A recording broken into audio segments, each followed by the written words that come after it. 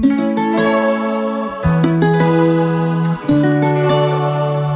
mi gente. My name is Maria Lopez Twena, and I'm the author of the children's book and video series, MariVi the Master Navigator, and the creator of this new podcast, Navigating Dos Mares, or Navigating Two Seas.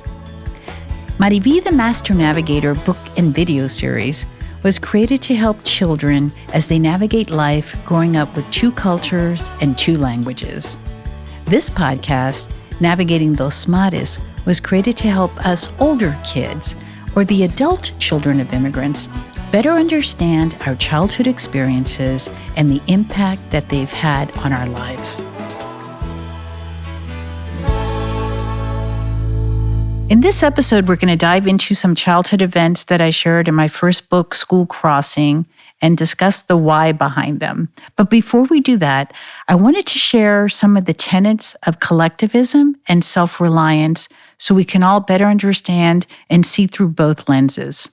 Understanding this is key to understanding yourself, your parents, and your American friends and family.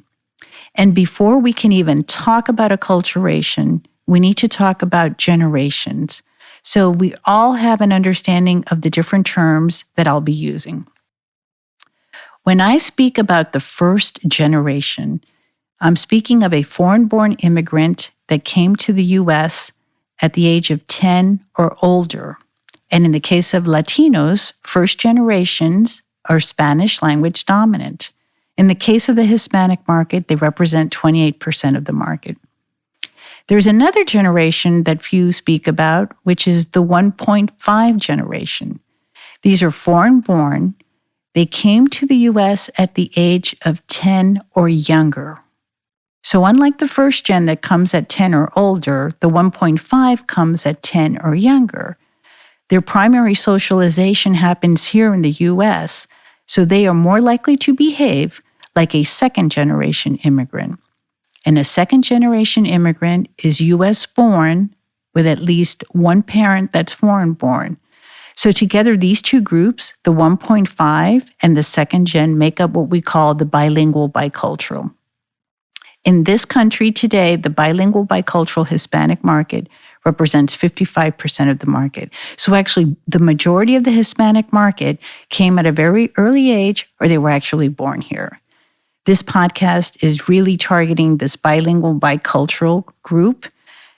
The third generation is U.S. born, and they have one second generation immigrant parent, and they represent 17% of the market. So I wanted to just clarify the terms surrounding generations. These are census terms, and they're culturally agnostic, so it doesn't matter what country you come in from. But remember and identify yourself in your mind as a first generation, a 1.5, or a second generation, or even a third. So let's look at some of the insights about the traits, collectivism versus individualism. We spoke earlier that collectivist cultures are interdependent. It's all about doing what's best for society. They work as a group. They sacrifice for a group. It's much more tribal in terms of the thinking of a collectivist culture. Individualistic societies like the U.S. are much more independent. The focus is, let's do what's best for me. And your own personal well-being and goals carry greater weight than a group's. Okay, so you see the difference right there between collectivist and individualist. Family and community are paramount to a collectivist society. Individualistic or self-reliant societies care about the rights and concerns of individuals. That's what's paramount. In collectivist cultures, you're considered good if you're generous, helpful, dependable, and attentive to the needs of others. In individualistic societies, assertiveness and independence are what we applaud. And collectivist individuals tend to be more spontaneous, and individualistic individuals tend to be more frugal and disciplined.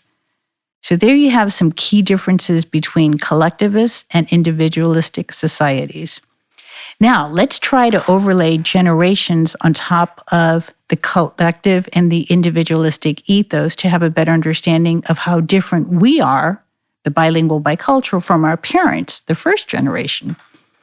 First generation typically is very thankful for opportunities. They live for today. Tomorrow is uncertain. Their ethos is collective, and they tend to be innovators. And I remember when I started reading about this, thinking, how are they innovators? And if you think about it, leaving your home country and going into a new country is an extremely innovative act, right? So this group are innovators. The bilingual bicultural, they seek tools to be empowered. In fact, this group is most likely to have more mobile apps than any other group and to use them. I've always believed that the reason this group seeks tools to be empowered is because they needed to be in control as children, because they were constantly navigating. So they were in power in many ways. This group also plans for tomorrow. They're very passionate. They are a mixture of collectivist and self-reliant. That's what it means to be bicultural. You have some of the collectivist culture and some of the self-reliant culture.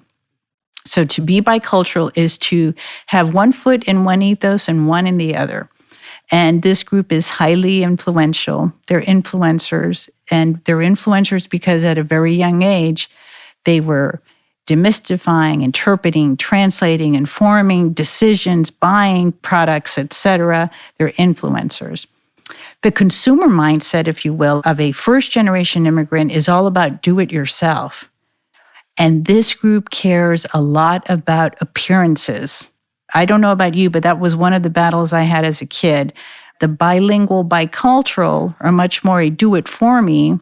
And while we care about our appearance, comfort is equally important. Why? Because we are either born or raised in a society where it's about individualism. So we have the collectivist aspect of appearance matters, but we want to be comfortable too. When it comes to cultural values, the first generation are all about sacrificing for the greater good. And the bilingual bicultural, we want to sacrifice less and achieve more personally. The big picture here, the motivators for the first generation is all family and community. For the bilingual bicultural, it's family, but it's yourself too. So I thought I'd pull out 3 excerpts from the book School Crossing, which is for children, but this is a great reflection on childhood. And I called it School Crossing because that's the time in our lives where many of us cross cultures for the very first time alone. And we're also crossing the school, if you will, or the ethos we had at home, which is collectivist. And we're crossing into a world which is all self-reliant and independent. And it's a culture clash. And many of us come home after our first day of school and never want to speak Spanish again. It's also the time where we feel that we really don't fit in. And we start feeling very different. Let's not get ahead of ourselves, because first we need to get ready for our first day of school. So here's one of the 3 excerpts from School Crossing. I'm reading as MariVi, the character, the primary character, who's a daughter of immigrant parents, and she's going to school for the first time. I then went to the bathroom and brushed my teeth, and Mama cleaned my face. Mama then helped me get dressed and brush my hair with abuelita, which means grandmother, next to us, holding many hebillas or barrettes and bobby pins in case they were needed. My brown hair was thick and wavy, did not like to be brushed, and hated to be combed. The only choice Mama said she had was to pull it really high toward the back of my head in a super tight ponytail or pigtails, depending on the day. And Mama wasn't finished helping me get ready for school until she did 2 things. First, she pulled a big can of laca or hairspray out from the bathroom cabinet, told me to close my eyes, and then sprayed a lot of laca on my hair so that it wouldn't move. The smell always made me cough a little and made my eyes water, so I had learned to hold my breath and close my eyes the second she took the top off the can. And she sprayed for a long, long time. And then on my neck, without asking me, she'd hang a gold cross. She made sure the necklace was outside my buttoned shirt so everyone at school could see that I was wearing a crucifijo, or a crucifix. More than anything, Mama wanted me to look beautiful. She cared a lot about what others thought about me and mi familia. So let's just stop for a second and talk about that. What happened here? First of all, MariVi doesn't get dressed alone. There was collective dressing involved, others giving up their time to help her look really nice, her grandmother and her mother. And that's really part of the culture, right? Sacrificing, being there for someone else. Her appearances were very important for the mom, much more important than being comfortable. She wanted her to look good. Her mom also puts a lot of hairspray on her hair. Ensuring the hair is fixed properly is also about exerting control over MariVi and who she is. And she had an external sign of faith. She wanted everyone to know that MariVi was a good girl and that she was faithful. This was an important part of the story for me because I have an American friend who's not Hispanic who told me years ago that her daughter was friends with a Hispanic girl named Alma, and that her daughter came home from school one day and she started crying. And my friend asked her, "Why are you crying?" And she said, "Alma's mother loves her more than you love me." And my friend asked her, "Why would you say that?" And she said, "Because she helps get her dressed for school in the morning." And I thought that was very powerful, that the act of helping dress someone is so meaningful and filled with love, but it's all about the collective ethos, because non-Hispanics don't always help their kids get dressed in the morning. They encourage independent dressing, or better said, independence. So that's the first one. The second excerpt I want to read is a little more challenging, I think. And this is when MariVi has gotten to school and she's sitting in her classroom. Let me just share with you that MariVi's name, her real name, is Maria Victoria de la Paz Abascal. That's her full name. So her teacher has walked in and calls her Mary Paz. And I quote, "When my teacher, Mrs. Smith, a tall blonde woman with blue eyes, dimples, and a very fast walk, called me Mary Paz, MariVi says I couldn't even correct her. In fact, I didn't know she was even calling me until she said Mary Paz twice while looking at me. I tried to tell her that's not my name. My name is Maria Victoria de la Paz. But nothing came out of my mouth except the word here, like all the other kids had said when their names were called. She then handed me a paper name badge with the name Mary Paz on it, and she asked me to put it on." End quote. Now, this one has probably happened to all, if not most of us, the name change. And names are so important because they're personal expressions of who you are.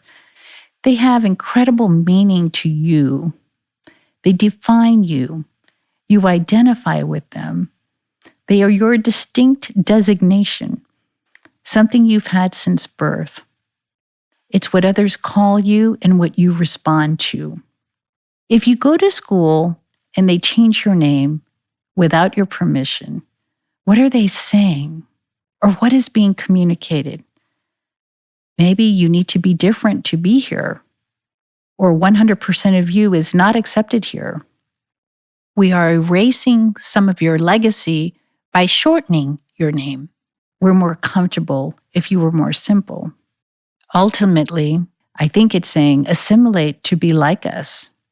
Be independent. You don't need all those names to drag you down. I had a friend who recently told me that she was named something else at school because her teacher couldn't pronounce her name in first grade, and that she didn't tell her friends her real name until high school. And I felt so sorry for her because I thought how hard to go through your whole life or most of your life not being able to share who you really are and your authentic self. So think about that for a minute and how important it is to call someone by their name and to make sure that you have others call you by your name, because that's your uniqueness and that's your authenticity. In fact, in some faiths, if you change your name, the goal is to change your future. That's how powerful names are.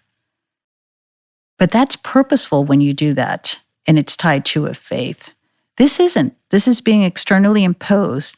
Think about that for a minute. And finally, a third excerpt. MariVi is now in class, and she's getting ready to have an assignment from her teacher. Listen to see what happens. And I quote, "Finally, we ended the morning with Mrs. Smith asking us to draw a self-portrait. The girl on the other side of the classroom, whose name I can't remember, asked what a self-portrait was. Mrs. Smith said she basically wanted us to draw ourselves. I really like to color, so I really was excited about drawing my portrait. I spent more time drawing my family than I did myself. I drew all of us eating dinner in the small dining room. When we finished, I noticed that Mama was much bigger than the rest of us, even Papa. When we shared our drawings with our teacher, I realized that she had asked us to draw a self-portrait, not a family portrait. And I was the only one who had drawn the whole family. Everyone else had drawn themselves." End quote. So why would that happen? It goes back to what we started this podcast and what this is all about. MariVi comes from a collectivist background. It's a cultural misunderstanding, not a reflection of ignorance or anything close to that. The cultures are different. So MariVi doesn't see herself separate from her family just yet.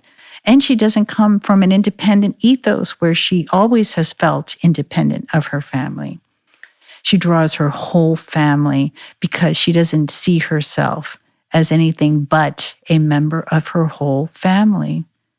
And she draws her mama much bigger than the rest of the family because that's the leader in the household. So understanding the values and cultures of others gives us insight into how to interpret directions and cues and life in general, and just understanding where others are really coming from.